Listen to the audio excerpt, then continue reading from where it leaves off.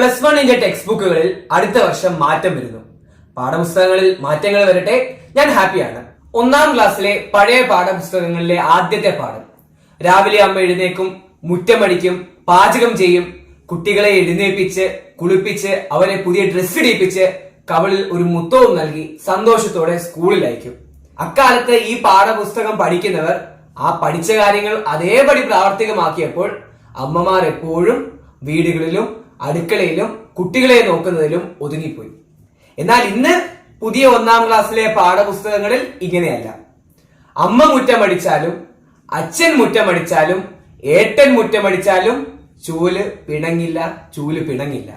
ബാക്കിയുള്ള വരികൾ കുട്ടികൾക്ക് സ്വയം പൂരിപ്പിക്കാനാണ്. പാത്രം ആര് കഴുകിയാലും പാത്രത്തിന് പരാതിയില്ല എന്നതാണ് ബാക്കിയുള്ള വരികൾ. അപ്പോൾ കുട്ടികൾ സ്വയം എഴുതും. അമ്മ പാത്രം കഴുകിയാലും അച്ഛൻ പാത്രം കഴുകിയാലും ഞാൻ പാത്രം കഴുകിയാലും ചേട്ടനോ ചേച്ചിയോ പാത്രം കഴുകിയാലും പാത്രത്തിന് പരാതിയില്ല.